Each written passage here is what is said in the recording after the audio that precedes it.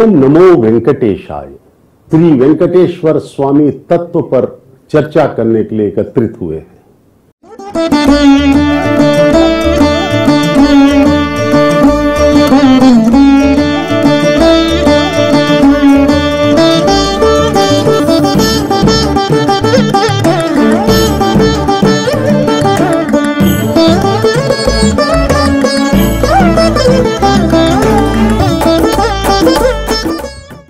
भगवान श्री वेंकटेश्वर की पुण्य भूमि इस तिरुपति में यह आयोजन आपके लिए श्री वेंकटेश्वर भक्ति चैनल के माध्यम से किया जा रहा है। इस महत्वपूर्ण चर्चा में विषय लेने के लिए मेरे साथ 4 विद्वान व्यक्ति हैं। सर्वप्रथम मेरे बाएं डॉक्टर केशव मिश्र, संस्कृत विश्वविद्यालय के ज्योतिष विभाग में असिस्टेंट प्रोफेसर। डॉक्टर निरंजन मिश्र, संस्कृत विश्वविद्यालय में ही एसोसिएट प्रोफेसर वेदों में। मेरे दाएं तरफ हमारे वरिष्ठ प्राचार्य महोदय ओंगोल के डॉक्टर रमेश कृष्ण। उसके पश्चात विदुषी महिला हमारी डॉक्टर लता मंगेश, संस्कृत विश्वविद्यालय में असिस्टेंट प्रोफेसर हिंदी विभाग में। इन विद्वजनों के मध्य आज हम श्री वेंकटेश्वर तत्व के ऊपर चर्चा करेंगे। हमारा प्रमुख उद्देश्य इस चर्चा का है कि भगवान वेंकटेश्वर के बारे में जो तत्व ज्ञान है उससे आपको परिचित कराया जाए, खासकर हमारे हिंदी दर्शकों के लिए। तो हम सर्वप्रथम श्री वेंकटेश्वर तत्व क्या है यह समझने के लिए हमारे वरिष्ठ साथी जो हैं डॉक्टर रमेश कृष्ण से मैं अनुरोध करूंगा कि वे इस विषय पर अपने प्रारंभिक प्रकाश को डालें। डॉक्टर रमेश कृष्ण। ओम नमो वेंकटेशाय। प्रिय बंधुओं, आज हम जिस चर्चा में बैठे हुए हैं वो आजकल की जनता के लिए बहुत ही आवश्यक चर्चा है, क्योंकि हमारा सनातन धर्म हमेशा यही कहता है कि आप जो भी काम कर रहे हो पहले उसके बारे में पूरा ज्ञान पाके उसके बाद वो काम कर, तब उसका फल और भी अच्छा होता है। यही तो हमारे पूर्वजों का कहना है। इसके लिए जिस वेंकटेश्वर प्रभु की सेवा में हम हर साल आते रहते हैं और जिस प्रभु का गुणगान हम हर दिन करते रहते हैं, उस प्रभु जी के तत्व के बारे में जानकारी लेना बहुत ही आवश्यक है, क्योंकि ये तत्व शब्द जो है ये मौलिक शब्द है। तो पहले तत्व माने क्या है उसके बारे में जानना चाहिए। तत्व का क्या अर्थ है? तत्व, तत्व माने वो कौन है?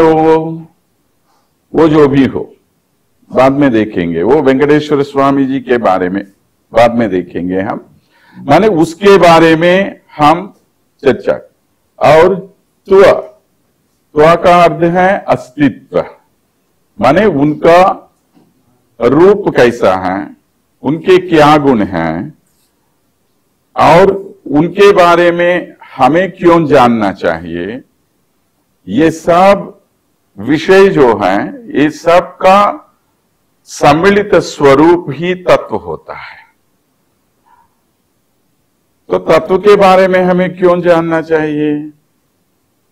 पहले उस प्रभु के बारे में, माने जिस किसी भी देवता के बारे में आप जानना चाहते हो, उनके बारे में जानने से तभी आपको मालूम होगा कि हमें क्यों उनके पास जाना है।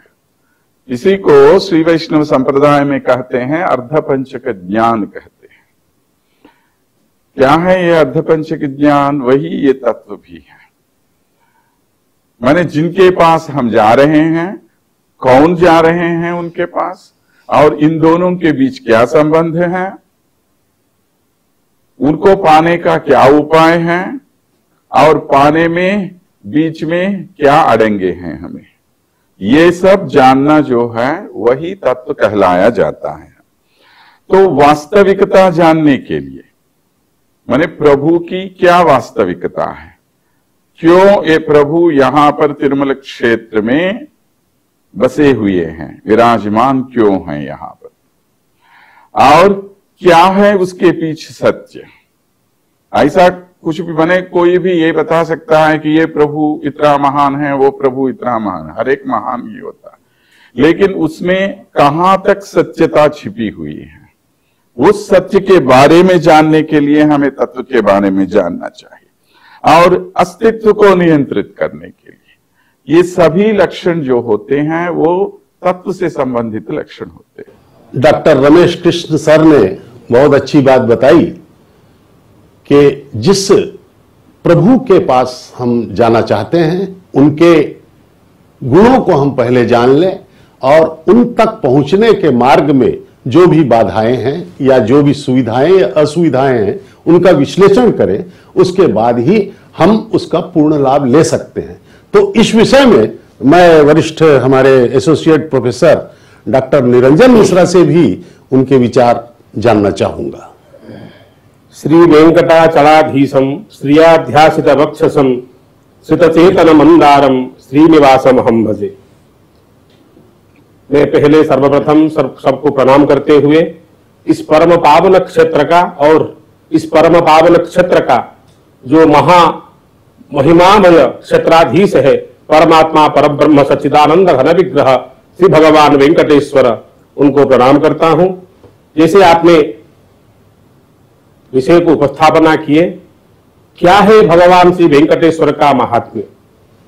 जैसे काया का छाया होता है, जैसे सूर्य भगवान का रश्मि होती है, उसी भांति भगवान वेंकटेश्वर जो कि सारे प्राणियों में, वो चैतन्य में हो अचैतन्य में हो, हमारे निश्वास में, हमारे विश्वास में और हमारा प्रश्वास में जो बैठे हुए हो, नियति के रूप में जो प्रतिक्षण हमको प्रचोदित करते हुए हो, हमको यह करना है यह नहीं करना है, काया छायावत भगवान वेंकटेश्वर जो कि कलियुग की प्रमुख दैवत है और प्रमुख ईड्य है और हमारा आराध्य है।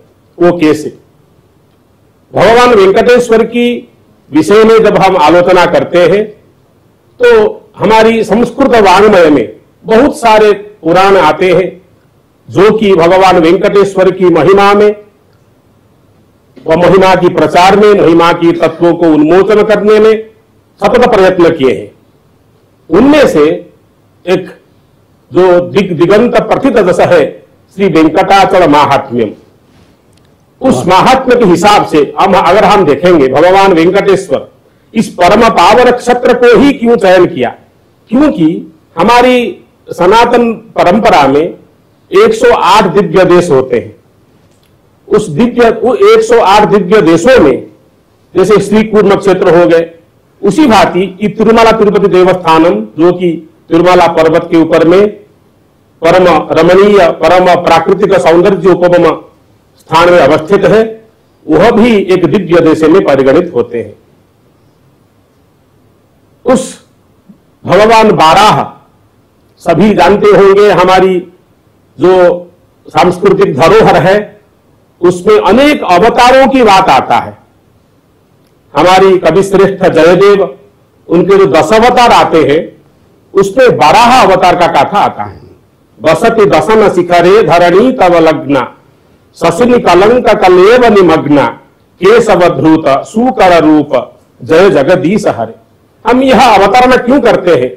क्यों भगवान विष्णु भगवान वेंकटेश्वर के रूप में यह स्थान को चयन किए, इसी के बारे में हम आलोचना करते हैं। तो वेंकटाद्रि महात्म्य के अनुसार, उसमें वर्णित के अनुसार वो कह रहे हैं, जब भगवान बाराह को धरा धरित्री माता अपने को गो रूप लेकर के गोस्त सुमुखी भूतवा प्रार्थना करते हैं, जब धरा धरित्री में अन्याय का राक्षसों का, असुरों का, आसुर की प्रवृत्ति का वृद्धि हो जाती है, जब धरित्री माता को असह्य हो जाती है, हर अवतार की पीछे यही बात आता है, चाहे वो कृष्ण अवतार हो, चाहे वो राम अवतार हो। जब धरा अपने को असुरक्षित समझती है तो भगवान विष्णु को प्रणाम करते हैं, नमस्कार करते हैं और अपनी वेदना को व्यक्त करते हैं। उसी संदर्भ में भगवान वराह को भी पृथ्वी देवी ने गो रूप लेकर के प्रार्थना करते हैं। तो पृथ्वी माता की प्रार्थना को अंगीकार करके भगवान वराह इस क्षेत्र में अवतरण करते हैं। यदा यदा ही धर्मस्य ग्लानिर्भवति भारता के तर्ज पर सुजाम्यहम्। इस प्रकार से भगवान विष्णु ने हिरण्याक्ष का वध करके धरती को रसातल से निकाल करके पुनः स्थापित किया। और वो वही परम पावन क्षेत्र है जहां पर भगवान वराह ने शुकर, जिसको बोलते हैं शुकर रूप, वो पृथ्वी को अपनी दंताग्र में धारण करके इसी परम पावन क्षेत्र के ऊपर में रखे थे। तो यहां से इस स्थल से जैसा पवित्र स्थल, दिव्य स्थल और दुर्लभ स्थल और सर्वोत्कृष्ट स्थल और कहीं पर सुलभ नहीं है। बहुत सुंदर, बहुत अच्छी बात डॉक्टर साहब ने बताई। अब इसी विषय पर डॉक्टर केशव से भी उनके विचार में जानना चाहूंगा, क्योंकि इस चर्चा का प्रमुख जो शीर्षक है वह वेंकटेश्वर तत्व ही है, इसलिए डॉक्टर साहब कुछ बताएं। वेंकाद्रिनिलयः कमला कामुकः पुमान् अभंगुर विभूतिर्नः तरंगयतु मंगलम। ओम नमो वेंकटेशाय, ओम गोविंदाय नमः। प्रिय भक्तजनों, आज जो हम वेंकटेश तत्व के विषय में चर्चा कर रहे हैं, जिसमें हमारे ज्येष्ठ ने कहा है यह जो दिव्य तीर्थ क्षेत्र है वराह क्षेत्र, हम जानते हैं कि भगवत का जब अवतार होता है जिस तत्व के रूप, वैसे तो मान्यतया 5 तत्व माने जाते हैं। इस सृष्टि की जो संरचना है वह 5 तत्वों से ही किया जाता है। भूमि, आकाश, जल, अग्नि, वायु, 5 तत्वों से सृष्टि की संरचनाएं, भूमंडल, तीनों लोक, चतुर्दश भुवन इत्यादि सभी का उत्पत्ति होता है। जब हम भगवान के विषय में चर्चा करते हैं तो भगवान शब्द का अर्थ भी यही हो जाता है। भ मतलब भूमि होता है, व मतलब गगन, व मतलब वायु इत्यादि से भगवान शब्द का भी 5 तत्वों से ही अर्थ निकलता है। इसीलिए उनका नाम भी भगवान इसीलिए पड़ा, भगवान हम इसीलिए कहते हैं। दूसरी बात, जब भगवान की कथा के विषय में हम चर्चा करते हैं उस समय यह देखा जाता है कि जब भी प्रभु का जन्म हुआ है तो उत्तरे जन्मा कहा जाता है। पुराणों के अनुसार उत्तरे जन्म अधर्म प्रचार दक्षिणे, वृद्धिगतः दक्षिणे, वायुगतः कर्नाटके, ऐसे कर, अर्थात कहने का तात्पर्य यह होता है कि जब भी देवताओं का जन्म हुआ है वह जन्म जो है उत्तर में ही हुआ है, लेकिन धर्म की जो प्रचार हुई है, उनकी जो सेवाएं हुई हैं, उनकी जो कैंकर हुए हैं, वह सभी दक्षिण दिशा में ही हुआ है। इसीलिए गुरु सभी दक्षिण से, इसीलिए और भगवान का अवतारण जो है वो उत्तर भारत में, इसीलिए कहा जाता है। बड़े ही सुख। इसीलिए हमारे हिंदू धर्म संप्रदाय में जो हमारा मूल ग्रंथ है वह मूल ग्रंथ वेद है, और वेद का कर्ता कोई नहीं, क्योंकि वो अपौरुषेय वेद कहा जाता है, अपौरुषेय वेद। उसके बाद यदि हम मान्यता रखते हैं तो प्राचीन मुनि महर्षियों का जो कृत स्मृति पुराण आदि जो 18 पुराण हैं, उन सभी पुराण इत्यादि धर्म ग्रंथों के आधार पे ही हमारी संस्कृति टिकी हुई है। उसी धर्म ग्रंथों के आधार पे, वेदों के आधार पे हम प्रभु के तत्वों को जानते हैं, उनकी सेवाओं का वर्णन हम वहां से, हमारी जो धर्म है, जो हमारी संस्कृति है, हमारे जो कर्तव्य है, उन सभी का तत्व का ज्ञान हमें कहां से प्राप्त होता है? तो मूल ग्रंथ है वेद। वेद के बाद स्मृति आधार सभी वहीं से हमें जो है सो इन तत्वों को प्राप्त किया जाता है। इसीलिए भगवान ने भी हम वैश्वानरो भूत्वा प्राणी नाम दे महाश्रता प्राणापान समायुक्ता पठान इत्यादि सभी स्वयं इन्होंने जो है सो इस बातों का किया है कि किस प्रकार से हमारे किंकर, क्योंकि भक्त और भगवान ये दोनों का संबंध जो है शारीरिक संबंध होता है। क्योंकि जब तक भगवत प्राप्ति के लिए भक्त को नहीं होना चाहिए, जब तक भक्त अपने भक्ति से, क्योंकि भगवत प्राप्ति सिर्फ भक्ति से ही हो सकता है। इसीलिए जब तक तन मन इत्यादि सभी से आप भगवान के अपने सामने अर्पित न हो जाए, तब तक भक्ति भगवत सेवा जो है, किंकर जो है भगवत प्राप्ति में। इसीलिए यहाँ भी कई सारे कवि भी हुए, तत्व भी हुए, क्षेत्र भी हुए, दूर दूर से लोग आकर के प्रभु के तत्वों को अपने आप। ऋग्वेद में इसका विशेष वर्णन है, हमारे वेंकटेश तत्व का ऋग्वेद में है। और 18 पुराणों में से 12 पुराणों में इनका आता है, और दक्षिण वांग्मय जो है हमारा है उसमें तो खैर है ही है। सप्ताचल वराह अवतार वराह स्वामी का जो ये दिव्य क्षेत्र है, वह क्षेत्र को माना जाता है। क्यों? तो इस विषय में डॉक्टर साहब ने बहुत अच्छी बात बताई। अब मैं डॉक्टर लता मंगेश से उनके विचार भी जानना चाहूंगा इस तत्व पर, वेंकटेश्वर के तत्व पर। ओम नमो वेंकटेशाय, ओम नमो नारायणाय। सभा में उपस्थित सभी विद्वजनों को मेरा नमस्कार। आज आप जो विषय वेंकटेश्वर तत्व बता रहे हैं, ये अत्यंत गूढ़, दार्शनिक, भक्तिपरक विषय है और इसका विशिष्ट महत्व है। और जैसे हम जानते हैं, महाविष्णु जो एक उद्धारकर्ता के रूप में और उनके ही कलयुग में जिस तरह से श्री वेंकटेश्वर स्वामी का उद्भव हुआ था या उन्होंने अवतार लिया, वेदों में, उपनिषदों में इसके बारे में भी बताया गया है। वेदों में जैसे भगवान विष्णु को परम पुरुष, सर्वव्यापी, सच्चिदानंद स्वरूप के रूप में उनके बारे में बताया। और इसमें एक ऋग्वेद में एक श्लोक भी है, तद्विष्णु परमम पदम सदा पश्यन्ति सूरया।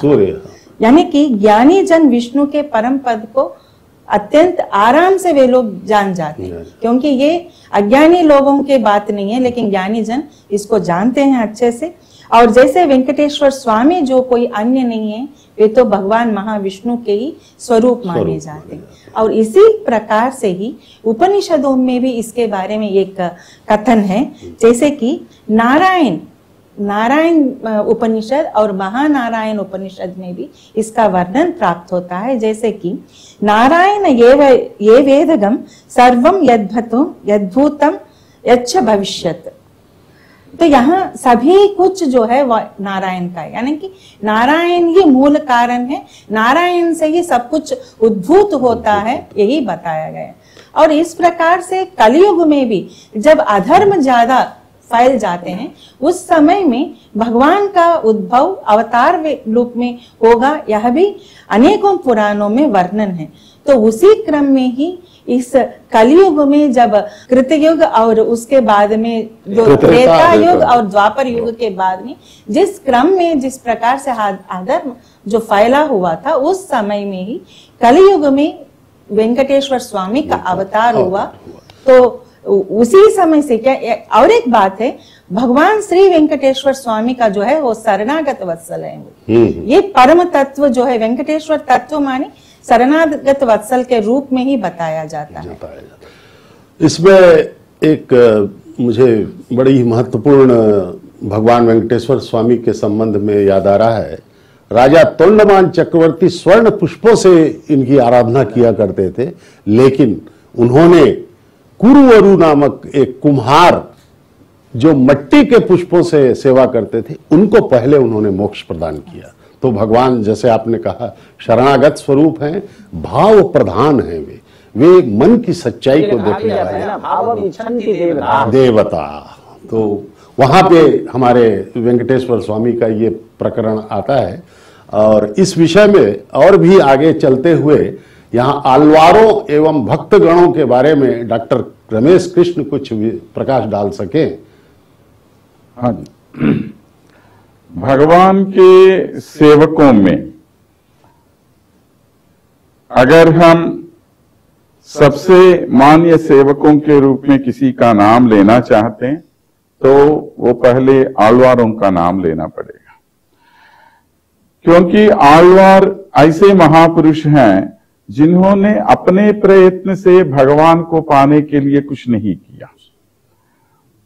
उनके अपने पूर्व जन्म के पुण्य के रूप में इस जन्म में वे भगवान के इतने बड़े भक्त बन गए कि उनका पूरा पूरा जीवन भगवान के लिए समर्पित हुआ। प्रारब्ध से। हाँ जी। तो इस प्रकार आलवारों का जो भी इतिहास है, उनसे संबंधित उनकी जो भी जीवनियां आप पढ़ेंगे तो उन सब में आपको ये अच्छी तरह मालूम पड़ जाएगा कि आलवारों ने अपनी तरफ से कुछ नहीं प्रयत्न किया। वो साधारण भक्त जैसे नहीं है, क्योंकि भगवान की विशिष्ट कृपा उन पर है। ऐसे लोग हैं आलवार। मतलब आप कहना चाहते पूर्व जन्मों का जो पूर्व जन्मों का पुण्य फल है, एक्यूमुलेट जो होता है, सिर्फ उतना ही नहीं है। हर एक आलवार का जो भी जन्म होता है वो भगवान के जो आयुध होते हैं, एक एक आयुध भगवान के एक एक अंग से इनका जन्म हुआ है, ऐसा माना जाता है।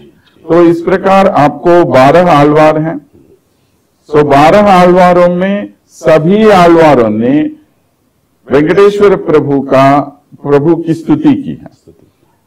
सिर्फ एक भक्तांग्री रेणु कहते हैं उनको, तोंडरडिप्पुड़ी आलवार कहते हैं उनका।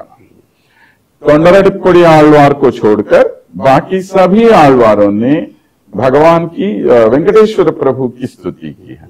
यानी इसी से हम समझ सकते हैं कि वेंकटेश्वर प्रभु कितने माने उनकी जो आराधना यहाँ चल रही है वो कितने प्राचीन काल की आराधना है, क्योंकि इन आलवारों का जन्म बहुत पहले हो गया था, हजारों साल पहले इनका जन्म हुआ।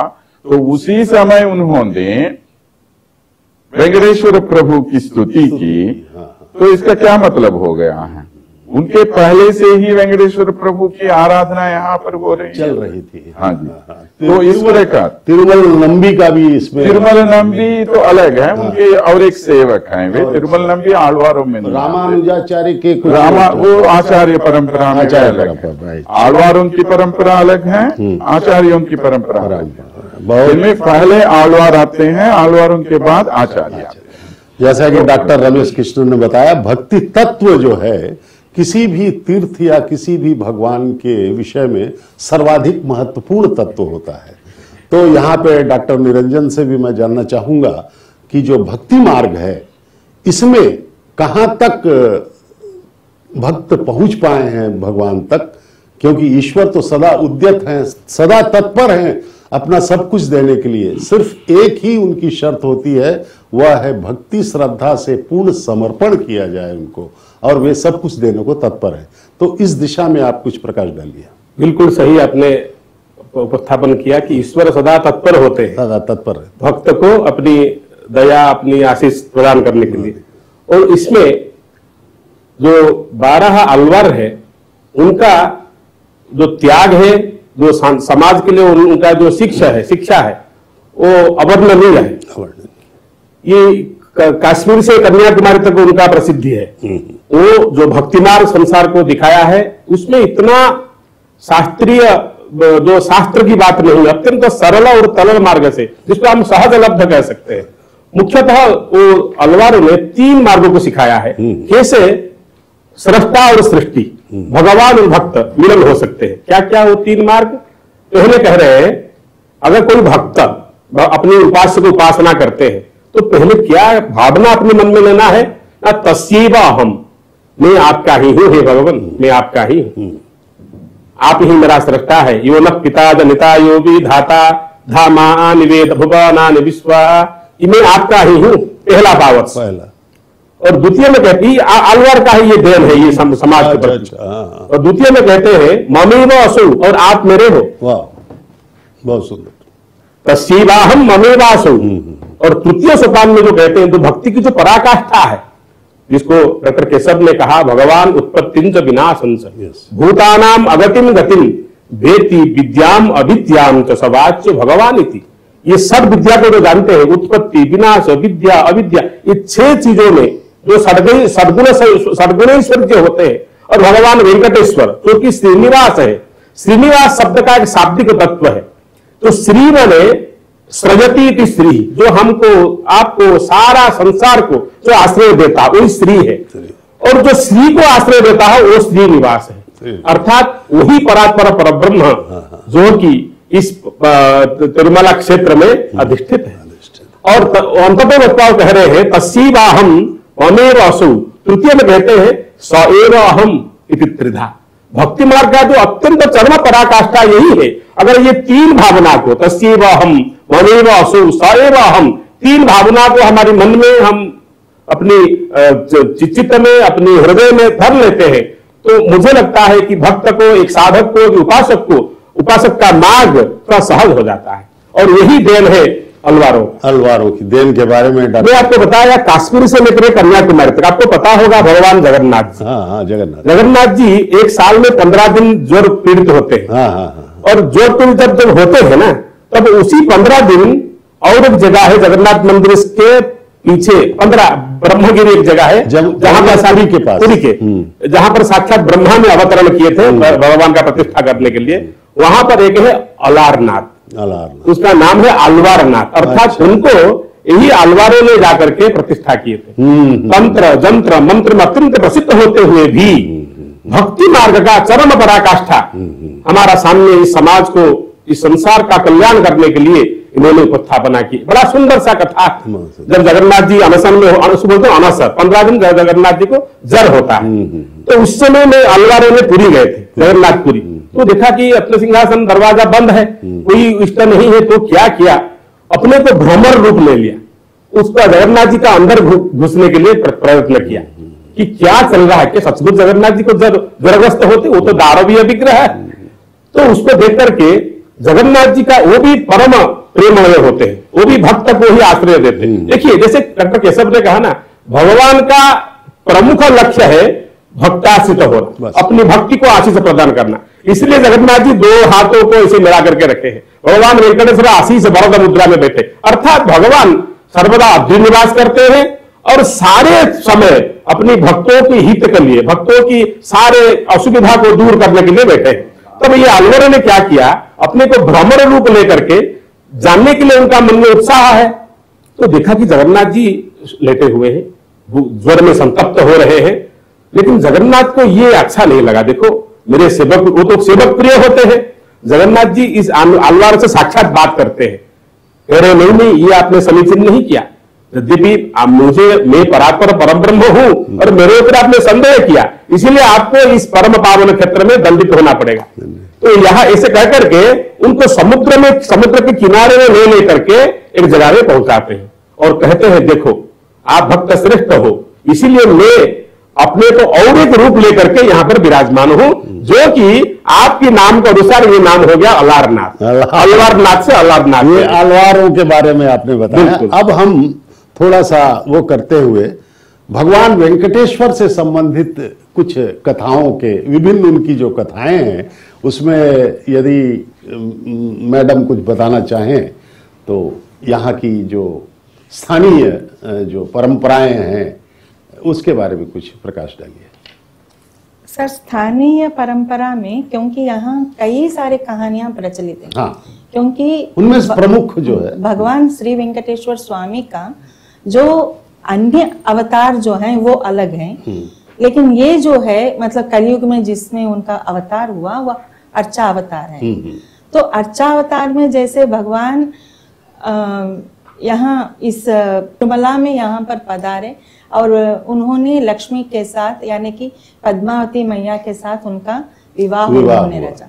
जो पद्मावती माता यहाँ तिरुचानूर में ही उनका उद्भव हुआ था, पद्म सरोवर में। वो भी एक कहानी प्रचलित है। और उसके साथ साथ आकाश राजा की कन्या के रूप में पद्मावती के साथ श्री वेंकटेश्वर स्वामी की विवाह हुई थी।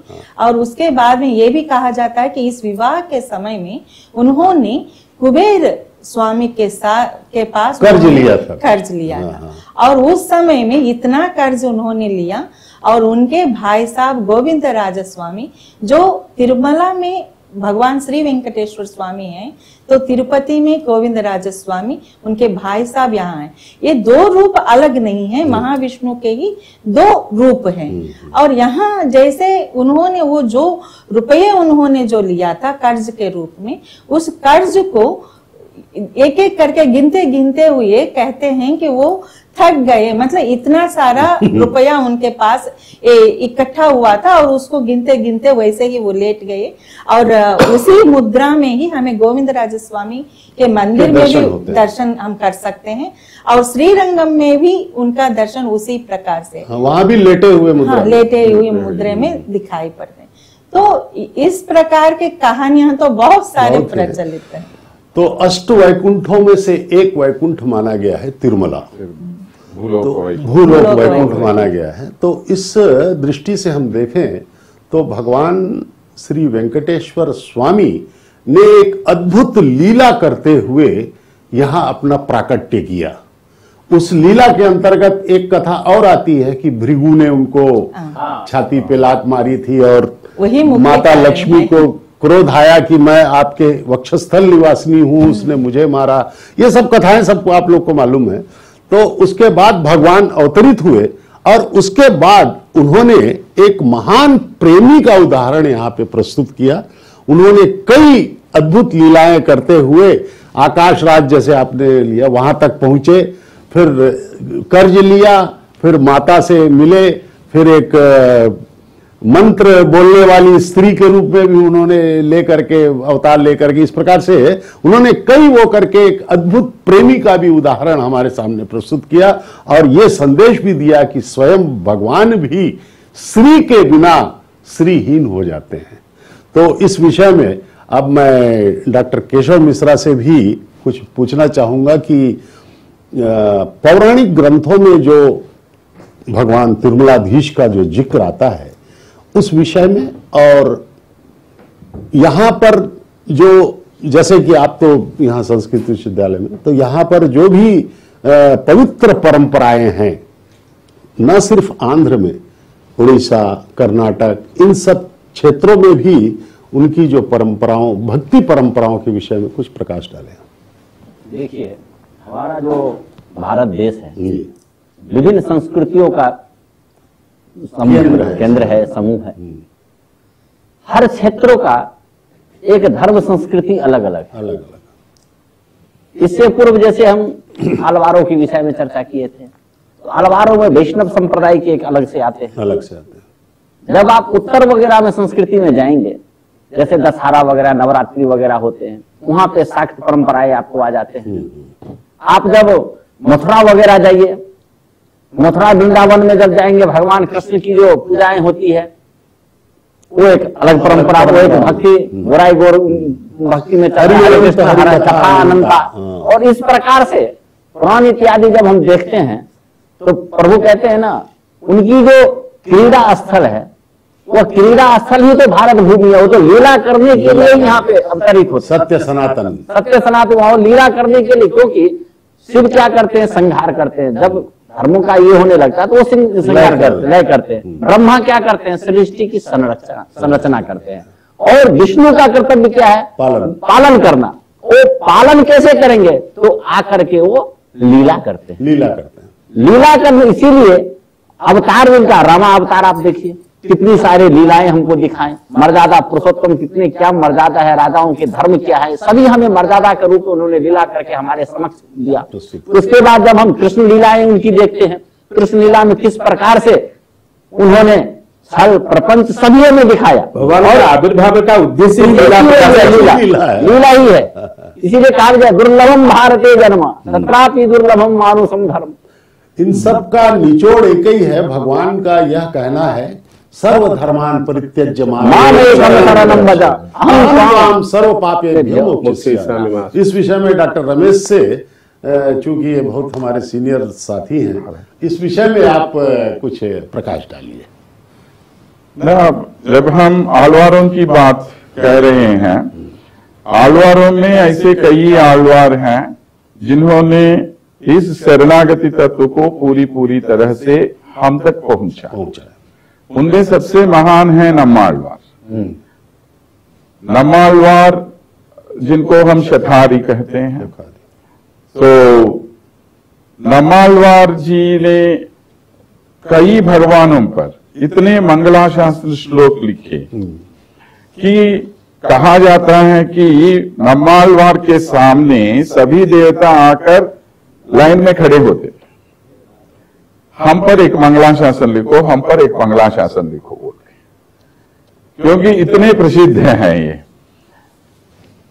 और इन्होंने जो तिरुवाइमोഴി नामक दिव्य प्रबंध हमें दिया है, वो प्रपन्नों के लिए एक इतना अद्भुत ग्रंथ है कि अगर इस प्रपत्ति के मार्ग को अगर आप अपनाना चाहोगे तो प्रपत्ति के मार्ग को कैसे आप आगे ले जाओगे, वो पूरा वर्णन आपको तिरुवाइमोഴി में मिलता है।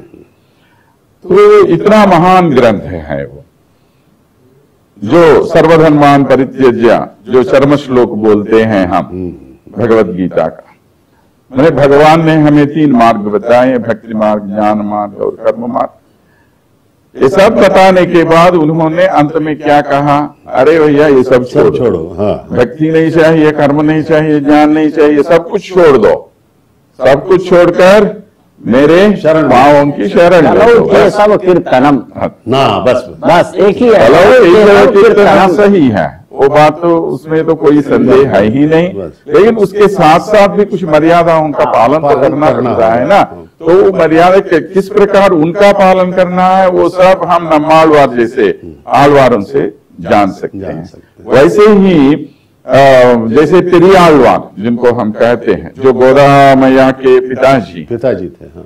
ये कैसे, हाँ, विष्णु चित्त उनका नाम है, कैसे वो पेरियालवार बन गए हैं, ये बात भी हमें जानना चाहिए, क्यों हम उनको पेरियालवार कहते हैं। जब इन्होंने विष्णु तत्व का प्रतिपादन किया है चोल राजा के सभा में, तो उस समय प्रभु जी इतने खुश हो गए, इतने प्रसन्न हो गए उनसे, उन्हें दर्शन देने के लिए वे गरुड़ वाहन पर आ गए। तो कोई भी भक्त क्या कहेगा, जब भगवान अपना दिव्य दर्शन देने के लिए अपने सामने आएगा तो क्या बोलेगा? निरुत्तर हो जाएगा, है ना। लेकिन इन्होंने क्या कहा मालूम, अरे भगवान क्यों आए हो तुम, कहीं हमारी नजर आपको लगेगी। क्या बात। इसीलिए उन्होंने कहा, पल्लांड पल्लांड पल्लायिरत्तांड पलकोड़ी नूरायिरम मल्लांड तिंडोल मणिवन्नानी सेवडिस्र तिरुक्काप। प्रभु आपका मंगल हो, आपका मंगल हो, आप यहां मत आओ प्रभु, कहीं हमारी नजर बहुत बुरी है, ये नजर आपको ना लगे। इस प्रकार बहुत सारे ऐसे उदाहरण आप देख सकते हैं इन दिव्य प्रबंधों में। कम से कम 195 ऐसे पाशुर आपको मिलते हैं, जिनको हम तमिल में पाशुर कहते हैं, जो छंदोबद्ध कविताएं होती हैं। तो ऐसे 195 छंद ऐसे आपको मिले, जिनमें सबसे प्रमुख आलवार है तिरुमंगई आलवार। तिरुमंगई आलवार ने कम से कम 63 छंद लिखे हैं उन पर। तिरुमंगई आलवार ही वो आलवार है जिन्होंने श्रीरंगम में आज हम जो 7 प्राकारों को देख सकते हैं ना, उस 7 प्राकारों का निर्माण उन्होंने ही करवाया। वो भी कैसे करवाया मालूम? चोरी करके। अच्छा। क्योंकि पहले वो बहुत बड़ा राजा था। अच्छा। लेकिन हर दिन इस प्रकार सभी वैष्णवों को दान दक्षिण देते देते देते वो गरीब बन गया, फिर भी वो चुप नहीं बैठा।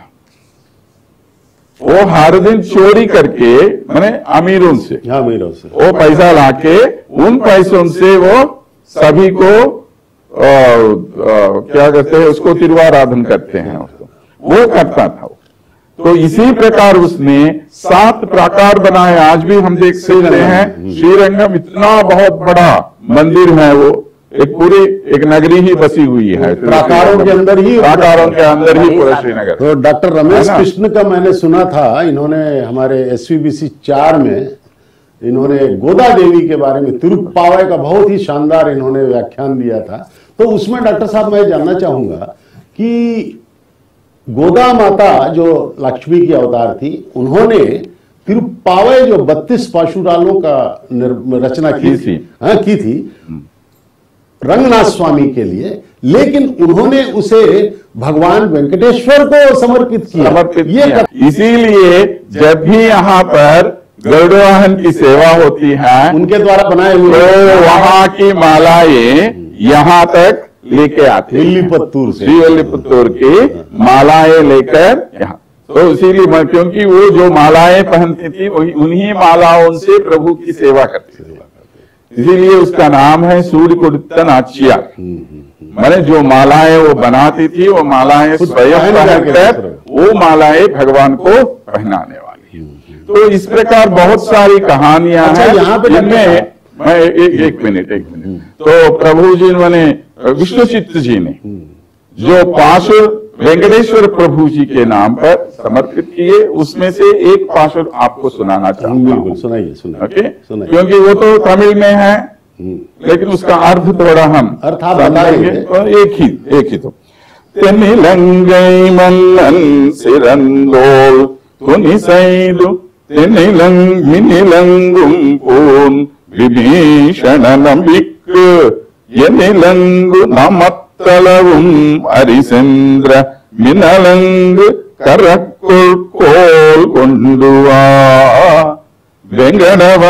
வெங்கடவனர்க்கு கோல் கொண்டு வா।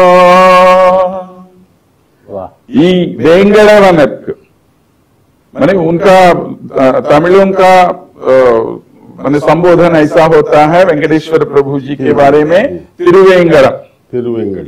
प्रभु जी का नाम है तिरुवेंगड़ स्वामी। तिरु का अर्थ है श्री, वेंकटाचल को वेंगड़म कहते हैं वो, ऐसे तिरुवेंगड़। तो ये कहानी जो है, मैंने इसका जो अर्थ है मैं 2 शब्दों में आपको बताऊंगा, 2-3 वाक्यों में।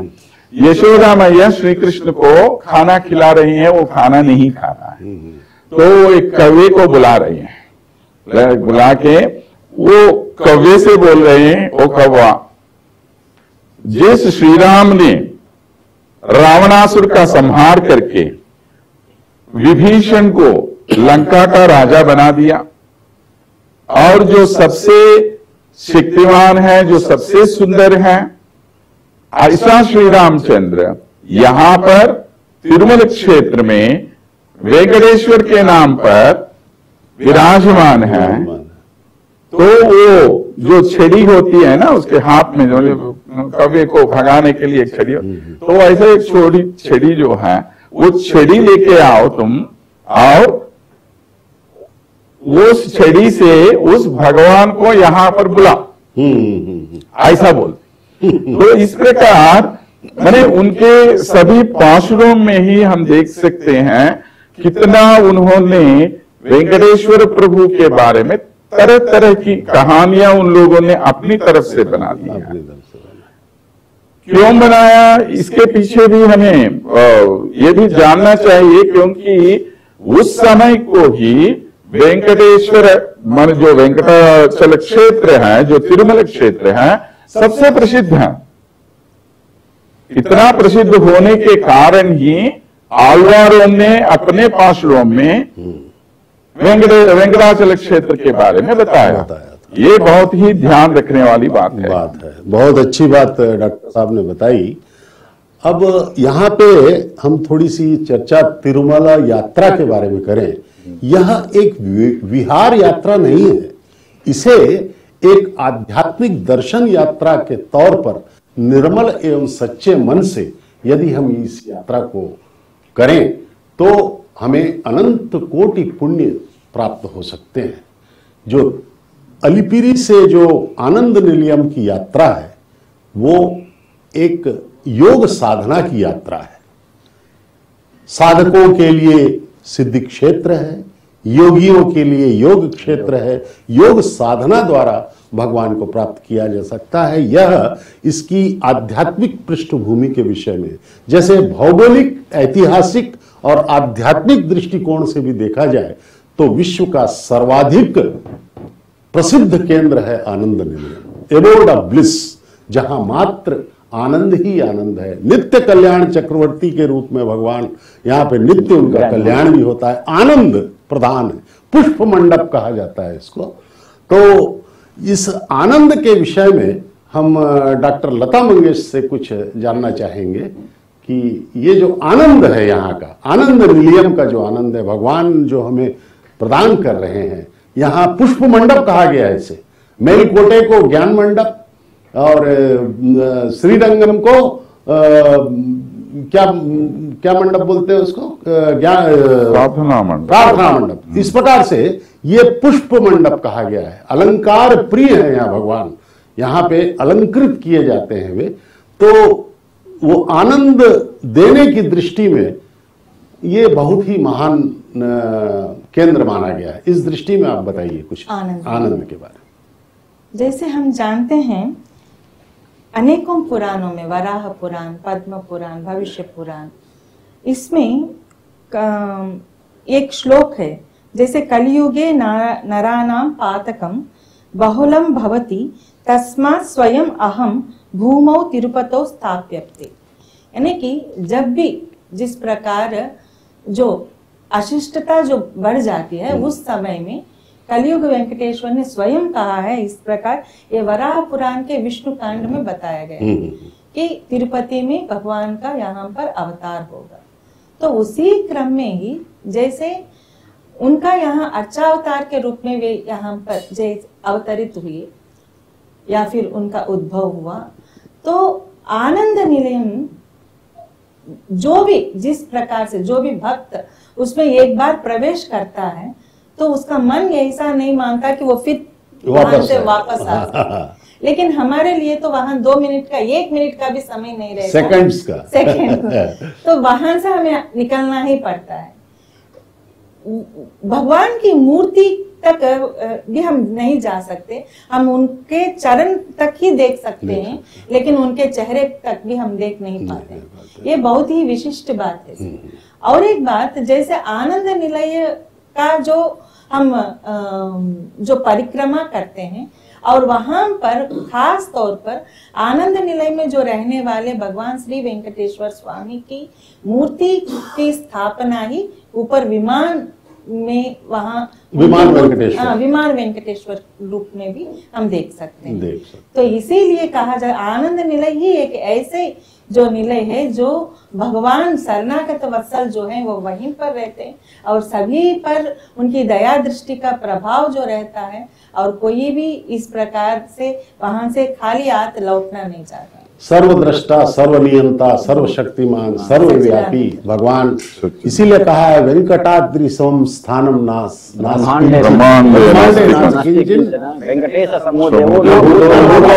इस प्रकार से कलयुग के ये प्रत्यक्ष देव माने गए हैं। मैंने जहां तक देखा है इस भगवान के दर्शनों का अत्यधिक महत्व मैं देखता हूं। यहाँ पे दूर दूर से लोग कितना कष्ट उठा के आते हैं, वे सर पे बोझ है, बच्चे हाथ में हैं, खाने को कोई ठिकाना नहीं, लेकिन फिर भी वो पैदल जा करके, क्योंकि यहाँ पे एक भक्त से मैं चर्चा कर रहा था, उन्होंने बताया कि इस दर्शन का इसलिए अत्यधिक महत्व है क्योंकि लोगों का अटूट विश्वास है कि अवतार काल चल रहा है अभी। और एक बात है, कई लोग ये भी बताते हैं कि हम भगवान कई सारे मनोतियों को लेकर इच्छाओं को भगवान के सम्मुख रखना चाहते हैं, हाँ। लेकिन जैसे ही जाकर वहां भगवान को देखते हैं, हाँ। तो उसके बारे में भूल जाते हैं। हाँ, हाँ। और मैं 1-2-3 लोगों को आप विश्वास नहीं करेंगे, मैं देख चुकी हूँ कि भगवान के आगे जाकर उनके आंखों से अपने आप आंसू टपक रहे हैं। मुझे तो हर बार होता है। यही तो भगवान का दर्शन का यही तो महत्व है। जब आप भक्ति, वहाँ तो आप भक्त बन के जाते हैं, भक्त बन के। और भक्त ने इसलिए कहा भक्त तो तब होगा जब आप कष्ट करेंगे, बिना कष्ट से तो भक्ति प्राप्ति आपको होगा नहीं। अब आए गाड़ी से दौड़ते हुए, यहाँ के जो प्रसिद्ध विद्वान है उनके मुख से हम जो सुने हैं, जब भगवान विष्णु यहाँ पर अवतरित होते हैं, भगवान का तो जन्म नहीं होता, वो तो प्रादुर्भाव होते हैं। जब होते हैं, जब आते हैं, तब उससे पहले यहाँ पर भगवान वाराह की अशेष अनुग्रह से वैकुंठ आ चुका होता है। वैमते की साहचर्य से यहाँ पर जो विरजा देवी थे वैकुंठ में, उनको ला करके वो स्वामी पुष्कर रूप में स्थापना किए हैं। तो स्वर्णमुख नदी के किनारे में भगवान वाराह जी बैठते हैं। तो भगवान विष्णु भगवान जो आते हैं इधर, वो आकर के वराह जी को प्रार्थना करते हैं कि मुझे भी इस परम पवित्र स्थान पर एक स्थान दे दीजिए। तो भगवान वराह जी बोलते हैं कि इस जो स्वामी पुष्करिणी है उसके बगल में आप अधिष्ठाता हो सकते हो, अधिष्ठित हो सकते हो। तो वहीं पर वो विराजमान करते हैं। जब विराजमान किए तो उनको जो भी कोई दर्शन कर रहे हैं सब कोई स्वर्ग को जाता था, उनका मुक्ति हो जाता था। तो भगवान जिस उद्देश्य से इस क्षेत्र को आए थे उनका उद्देश्य था ध्यान करना, तपस्या करना। तो उन्होंने इसीलिए वहां से रह करके अपने बड़े भाई, जो मैडम बता रही थी, अपने बड़े भाई गोविंदराज जी और माता जी को ये दायित्व दे दिए कि आप दूर में रहो और सारे भक्तों की जो मनोवांछा है उसको पूर्ण करो, मुझे थोड़ा एकांत में रहने दो। तो इस विचार में, ये पुराण की बात है, इस विचार में वो बन गए परम विष्णु।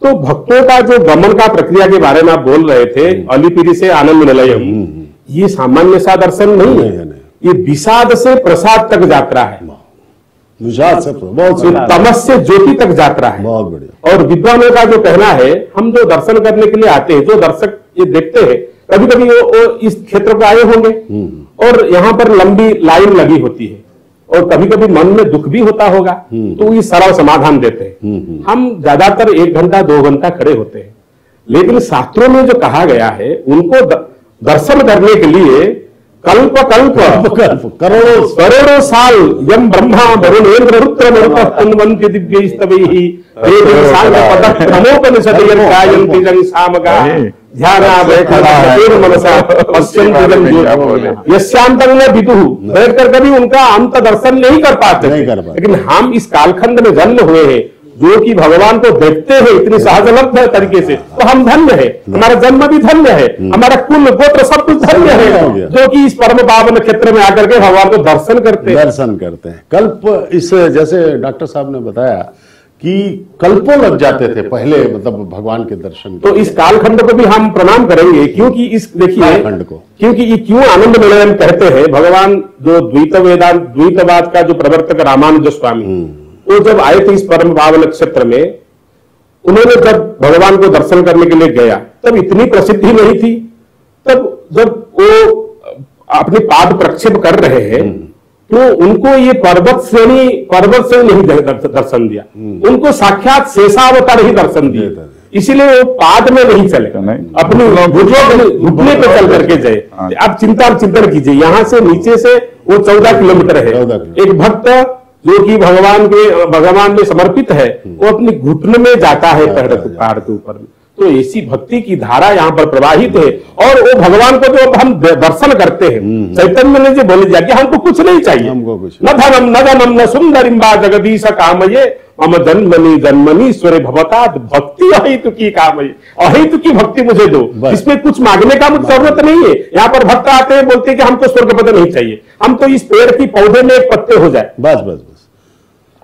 इसीलिए इस परम पावन क्षेत्र का जो महात्म्य है, वो दिगंत विस्तार, निष्काम और अनन्य भक्ति की आवश्यकता, जिसको हम अहेतुकी कहते हैं। संस्कृत भागवत में कहा गया कि भक्ति कैसी होनी चाहिए ना, अहेतुकी अप्रतिहता, और अप्रतिहता भी होना चाहिए। ऐसा नहीं कि आज भक्ति करे काल नहीं करे, भक्ति अप्रतिहता होना चाहिए और उस पर स्वार्थ ना हो, अहेतुकी हो। क्योंकि भगवान तो यही बात जो है ना, यही तो कुलशेखर आलवार का कहना भी है, मुझे तो कुछ नहीं चाहिए तिरुमल क्षेत्र में, यहाँ किसी भी पौधे के रूप में, किसी पक्षी के रूप में, किसी जानवर के रूप में मुझे जन्म।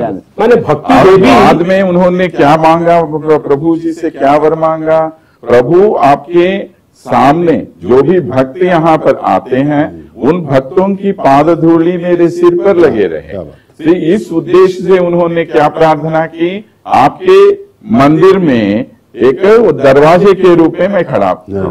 वही तो आजकल का ज्वलंत प्रमाण है। तो वही अपने मन में कितने ही भावना लेकर के गए जाते हैं भगवान को, जब उनके आंख में उनका चरणों में हमारा नजर आ जाता है, हम सब कुछ भूल जाते हैं। डॉक्टर लता ने भी सब कुछ भूल जाते हैं, हमारा प्रार्थना, हमारा व्यक्ति की सब कुछ भूल जाते हैं। हम लोग नहीं जाते हैं, मतलब गर्भगृह में तो प्रवेश नहीं है। ये भी सुनता हूँ विद्वानों जी सबके मत से, पंडितों के मत से, जो अंदर में सागर की तरह धारा जो है, उनकी आवाजें आती हैं, प्रभु का बाल जो है वह पूछे माता की तरह जो है सब पूरे है।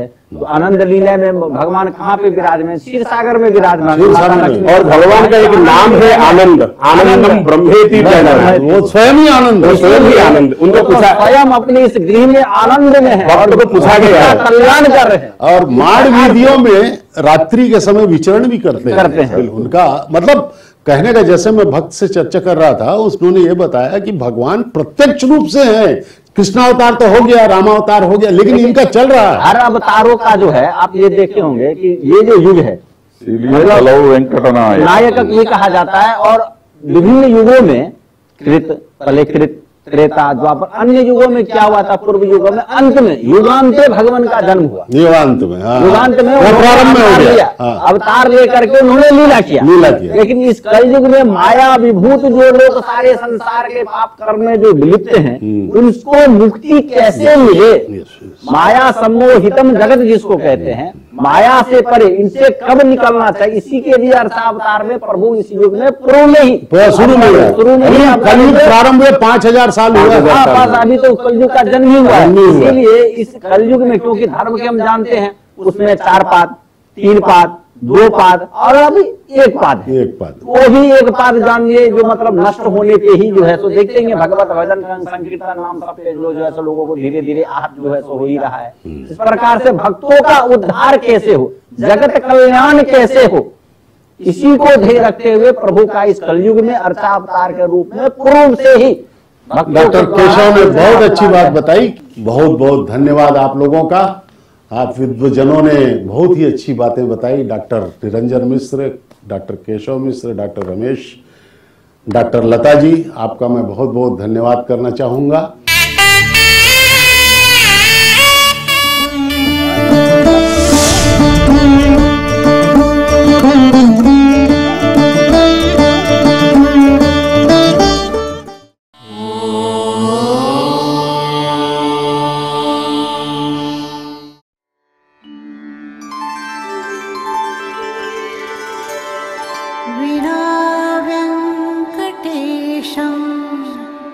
ननाथो ननाथः सदा वेङ्कटेशं स्मरामि स्मरामि।